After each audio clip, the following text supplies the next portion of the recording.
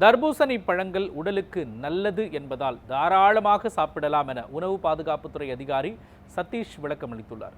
சென்னையில் சாலையோர பழக்கடைகளில் ஆய்வு மேற்கொண்ட அவர் தர்பூசணியில் வண்ணம் சேர்க்கப்பட்டிருப்பதாக கூறியது அதிர்ச்சியை ஏற்படுத்தியது. இதனால் தர்பூசணி பழங்கள் விற்பனை பாதிக்கப்படுவதாக விவசாயிகள் மற்றும் வியாபாரிகள் கவலை தெரிவித்தனர்.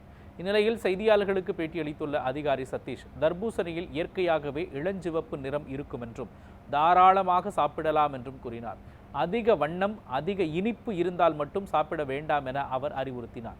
மேலும் கார்ப்பரேட் நிறுவனங்களுக்கு ஆதரவாக செயல்படவில்லை என்று கூறிய அதிகாரி, தர்பூசணியை மட்டுமின்றி குளிர்பானங்களையும் ஆய்வு செய்ய போவதாக தெரிவித்தார்.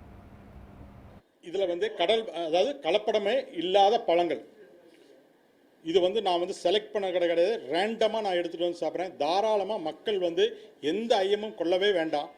இந்த வாட்டர்மெலான் சாப்பிடுங்க, நான் வேணான்னு சொல்ல மாட்டோம். யாரெல்லாம் தவறு பண்ணுறாங்களோ அவங்களெல்லாம் நாங்கள் பார்த்துக்கிறோம். உணவு பாதுகாப்புத்துறை அவங்க மேலே கடுமையான நடவடிக்கை நாங்கள் எடுப்போம். ஆனால் 99.9% வியாபாரிகள் எல்லாருமே நான் செக் பண்ணினதுக்கப்புறம் அனுபவத்தில் நான் சொல்கிறேன், நம்ம சென்னை பொறுத்த வரையிலும் எனக்கு எங்கேயுமே இதில் இந்த மாதிரி ஹை கலராக எனக்கு வந்ததே கிடையாது. நான் டெஸ்ட் பண்ணி காமிக்கும் பொழுது நான் அதில் கலரிங்கை போட்டு அதுக்கப்புறம் ரெண்டுமே நான் டெஸ்ட் பண்ணி காமிச்சேன். தொட்ட உடனே அது கலர் சிகப்பாக வரும்.